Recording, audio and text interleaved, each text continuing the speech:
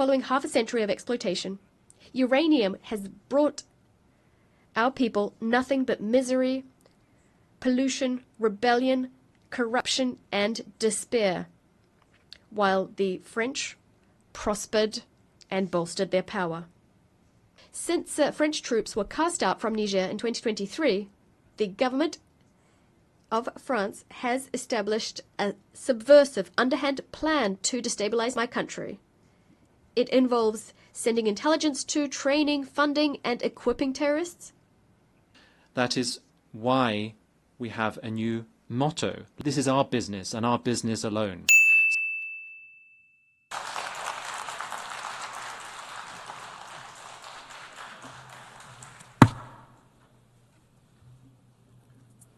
بسم الله الرحمن الرحيم وصلى الله على النبي الكريم.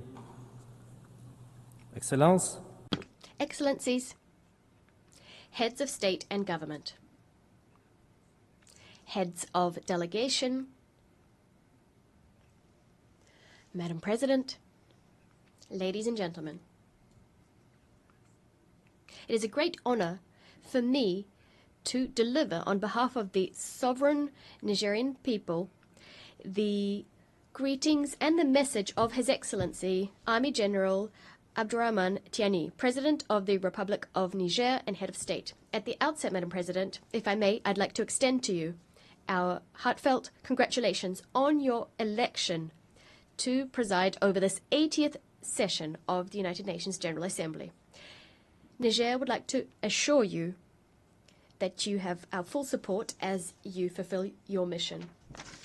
I also wish to applaud the commitment and leadership of your predecessor who steered the 79th session. Madam President, gentlemen, before getting to the heart of the matter, I would like to say that Niger supports the statement delivered on behalf of the Confederation of Sahel States from this very same rostrum by my brother and friend, His Excellency Abdoulaye Maïga, Prime Minister of Mali, and this yesterday on the 26th of September 2025. He forcefully expressed the aspirations of our alliance and our people, with full respect for our sovereignty, the defense of our interests, and genuine cooperation with all countries enamored of peace and justice. Madam President, ladies and gentlemen,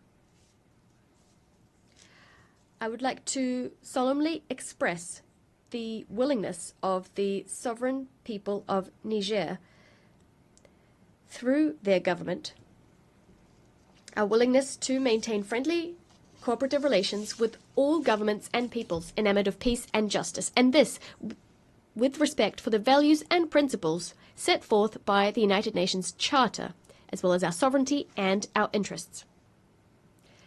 And how can it be otherwise when we know that throughout our history, the people of Niger and of the Sahel in general, drawing on their vast social and cultural diversity, always drew on their ancestral values to forge secular bonds and to harmoniously coexist amongst themselves and with their neighbors as well.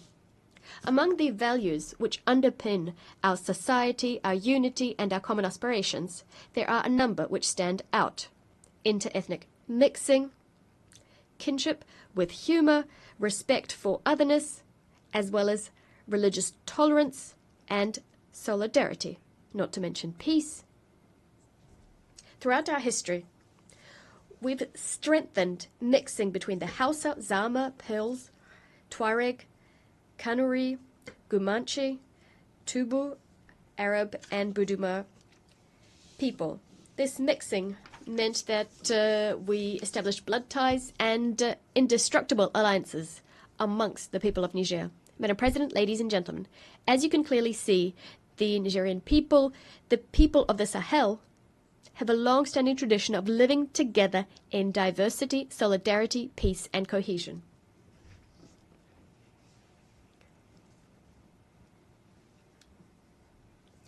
Across the vast territory of the Sahel, where the climate is often arid, Our people understood very quickly that it was necessary to organize, to establish bonds, to cooperate with one another, so as to live in peace and security on this shared territory.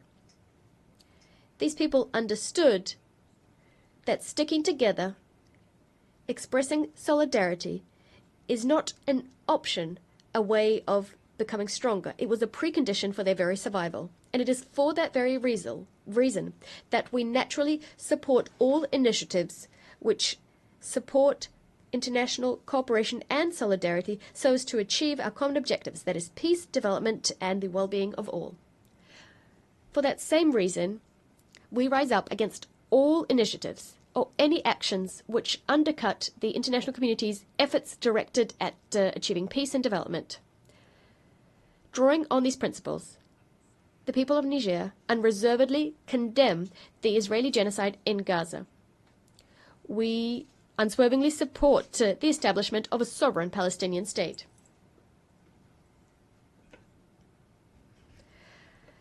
Much like Niger firmly condemns the Israeli aggression against Iran and Qatar, we also rise up against the trivialization of violence in the DRC, in Sudan, and in the Sahel, while the international community looks on indifferent. And in fact, some elements of the international community, some foreign powers, are complicit in what's happening in the African continent. Madam President, ladies and gentlemen, actors directly getting involved in conflicts are not the only ones responsible for the insecurity and uncertainty our world faces today. Niger would also like to denounce the inaction of all those who do have the means to act to promote truth and peace.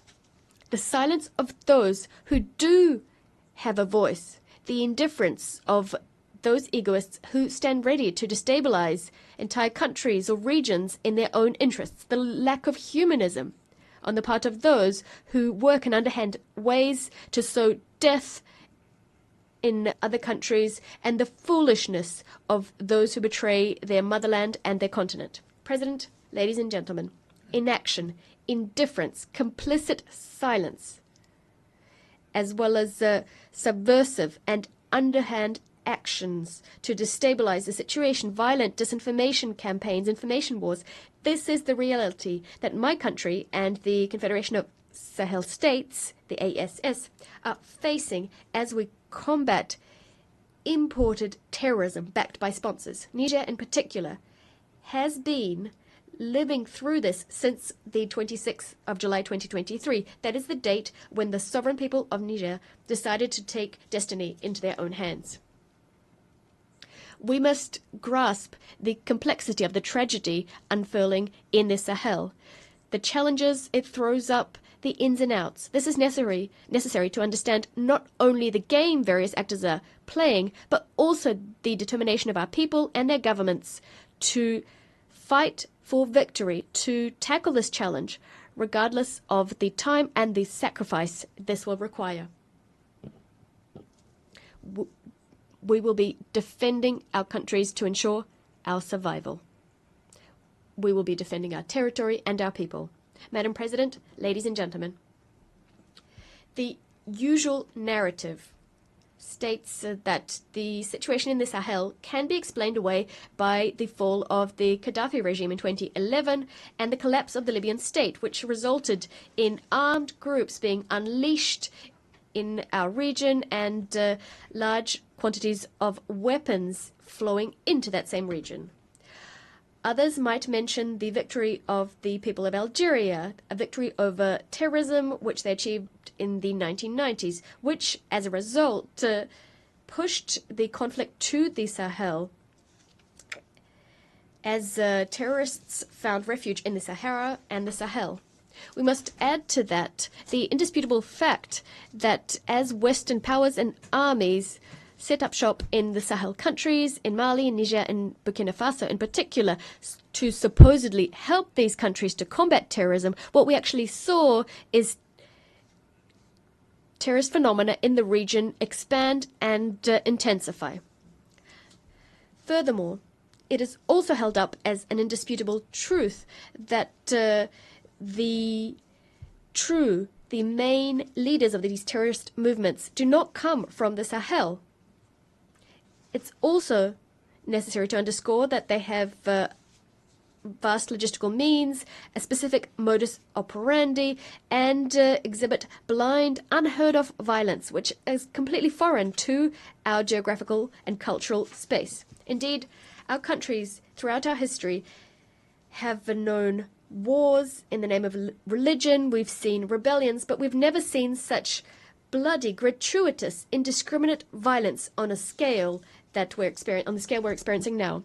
For all of the above reasons, I'm sure you'll agree that this is deliberately imported terrorism that we're facing. Madam President, this is also sponsored terrorism, and this throws up the actual genuine issue of terrorism financing and the destination of all of the resources terrorists have been capturing for over a decade now. How can we understand the fact that terrorists have maintained the war effort over such a long period of time? We must also point out the happy coincidence which saw in Kidal, in Mali, a stronghold for terrorists liberated in the third trimester of 2023, quarter of 2023, at the same time when the French army was leaving the Niger. The government of Niger, much like those of Mali and Burkina Faso, regularly informed international public opinion of the evidence we've collected, evidence of the involvement of a number of foreign powers in the destabilization of the Alliance of Sahel states and of the support they're providing to terrorists. Madam President, ladies and gentlemen, speaking from this rostrum, I'd like to condemn the self-avowed support of France to terrorism in Sahel and in particular in Niger. Indeed, since French troops were cast out from Niger in 2023, as announced, the government of France has established a subversive, underhand plan to destabilize my country. It involves sending intelligence to, training, funding, and equipping terrorists. Unfortunate attempts to create the conditions for inter-ethnic conflicts in Niger and in the Sahel, a disinformation and misinformation campaign to discredit my country, our institutions, our political leaders, and our army. France has also maintained and fueled ongoing political tensions between my country and some of our neighbors. On top of that, we must mention the economic and financial war, an unprecedented war which betrays France's hateful desire to thwart any and all of our development projects by disincentivizing investment and systematically voting against my country in all international financial institutions, whether that be the African Development Bank, the World Bank, or the IMF. Madam President, ladies and gentlemen, what's happening today in our region, in the Sahel, and specifically in Niger, is the result of a number of factors. First, unpaid colonial debts. These debts must be paid off. Our people never forgot the unheard-of violence which characterized the colonial occupation. The infamous Voulez Chanoine mission and other military expeditions which stood out because of all the death and the large-scale torture which they unleashed in Terra, in Junju, in Duchi, in Koni, in Tessawa, and in Zinda, and this in a matter of years. In Zinda, as you know, there were even executions. Madam President, ladies and gentlemen, speaking from this august rostrum, my country, Niger, entreats the world's conscience to point out this hostile force which has, since the 19th century, never laid down its arms and which continues to wage total war against my country. Here is evidence of this. In November 2021, in Terra, young demonstrators were assassinated by the French army. The threat of military intervention on the part of ECOWAS has been instrumentalized by France. We must call a spade a spade. The abject terrorism behind which France stands, committing vile crimes in the ASS. For instance, those committed in Fambita on the 21st of March 2025. 44 Muslims were executed in cold blood while they were at Friday prayers. This rostrum also gives me an opportunity to pay a tribute and to think about all of the civilians and the soldiers who gave their lives shot down by the enemy. These crimes remind us of those committed by France in Niger, and this ever since 1899. Crimes which remain an open wound on our collective memory. In the name of human rights, I recall the innocent victims of the Central African Mission. I recall cities and villages which were pillaged and set on fire. I recall the carnage in Junju and Lugu. I recall martyr cities, Korenkalgo, where the population was entirely exterminated. In Beni Nkoni, where over 7,000 people were thrown into mass graves. I'm recalling pregnant women eviscerated, their fetuses left for the vultures to claim. I speak on behalf of raped women and hanged little girls. I speak on behalf of men shot dead and members of the resistance decapitated. On behalf of my country, Niger, I solemnly demand that France shoulders its duty of remembrance, to shoulder its duty of remembrance and to recognize its crimes. To recognize its crimes. On this note, General Chani has established a commission of experts, academics, and scientists to study these dark pages in our history and to rewrite the true history of our country, to set the record straight, to speak the truth, to reclaim ownership of our history, and to give back to our great nation its dignity. The pillage of our resources, to the detriment of Nigerians and the environment. Following half a century of exploitation, uranium has brought our people nothing but misery, pollution, rebellion, corruption, and despair, while the French prospered and bolstered their power. All of our aquifers are contaminated. It's unacceptable. Also, since the advent of the National Council for the Safeguard of the Homeland and the decision taken by our government to exercise its sovereignty over its resources, the French government, dismayed, has tried to drag us into endless legal proceedings before it will stop exploiting and selling our minerals. Ladies and gentlemen, I would like to be clear that rather than breaking our spirit, the struggles we've had to face have only strengthened our determination to fight to the end, to vanquish the terrorists and their sponsors.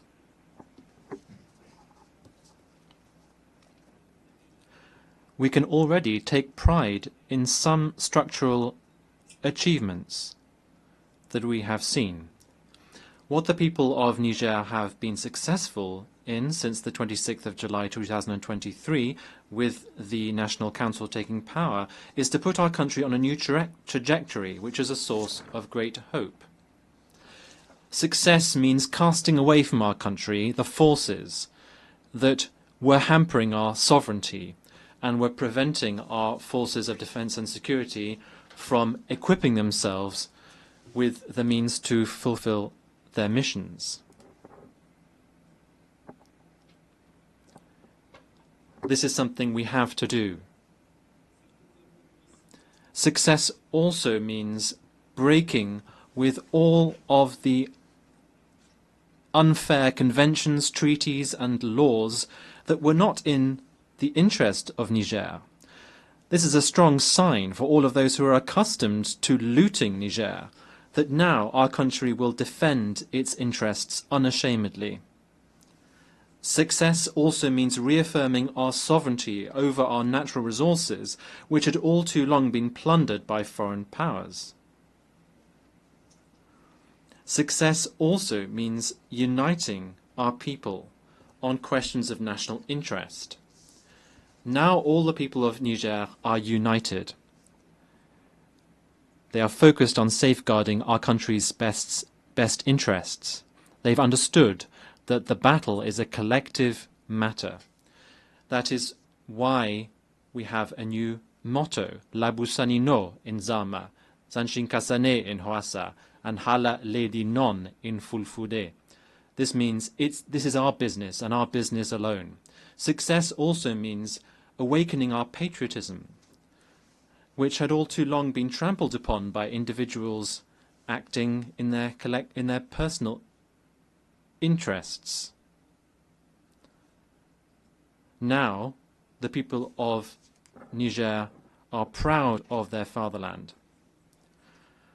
Success also means sincere support from the people to the government. People are now fully behind our efforts to put our country on the path to development. This also means that Niger can stand on its own 2 feet, can stand up to and vanquish terrorism, can protect its sovereignty, can invest in the country's future, in a nutshell, can live without the so-called foreign assistance, which has so often in the past been used to threaten and humiliate us. Success also means that for the first time in our country's history, decisions affecting Niger and our people are taken in Niger, by the people of Niger, and in the interest of Niger, and nowhere else.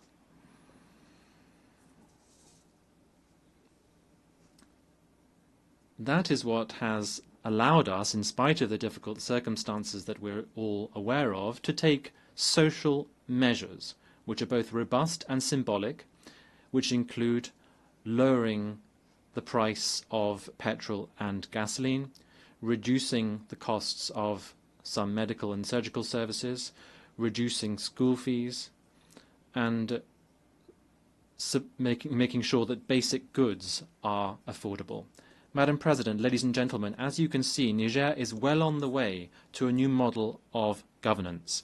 This approach was built upon in the conference that was held, the national conference held in Niamey from the 15th to the 20th of February this year, which brought together all of the forces of the nation.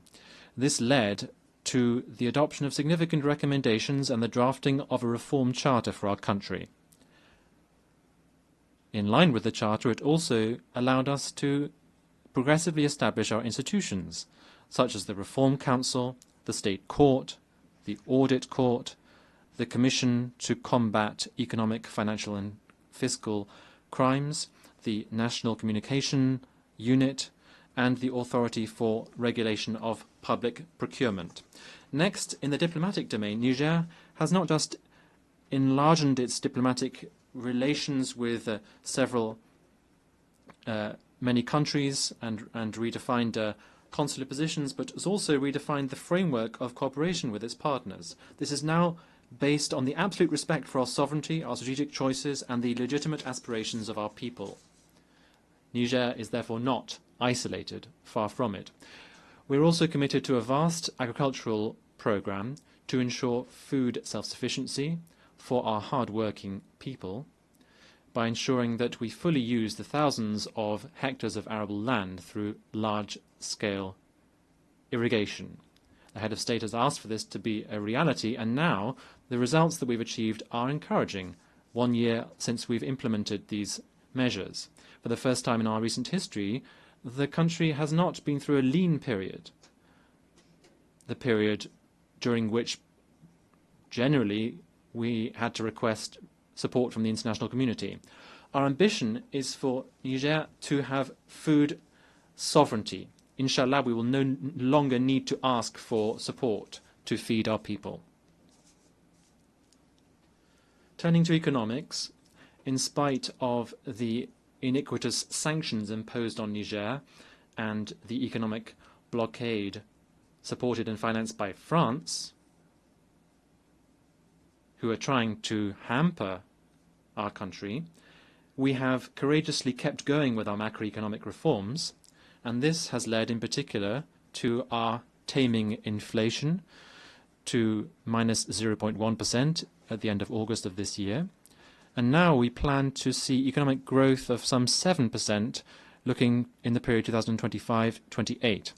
In addition, our budget deficit, which was 5.4% of GDP in 2023, will, we hope, be contained to 3% by the end of this year. And significant efforts have been made to improve our debt profile. Madam President, ladies and gentlemen, now when it comes to the issue of human rights, Niger reaffirms its commitment to the international legal instruments to which it is a party. Nevertheless, we condemn the selective approach used in implementing human rights principles by some countries whose only aim is to harm our state's image. I would also like to clearly say that Niger and all of the Confederation of Sahel states, profoundly committed to respecting human dignity and the flourishing of our people, will not take any human rights lectures from any kind of body.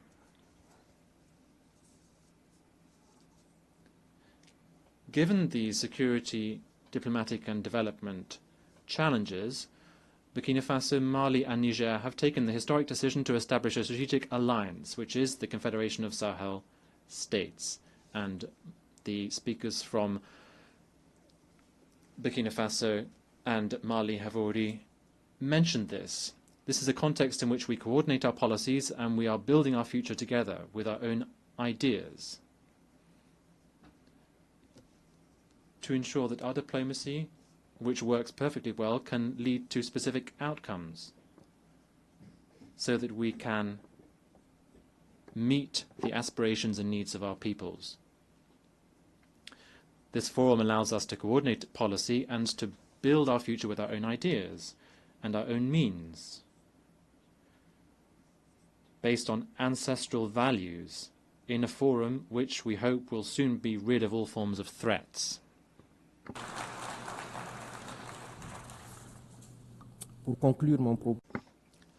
In conclusion,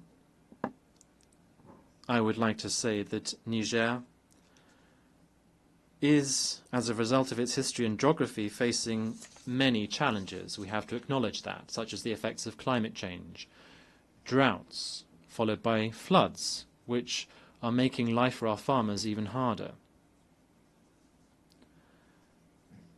Many of our young people are still in need, and we are also facing up to the fact that a lot of our wealth has previously been exploited by foreign powers shamelessly.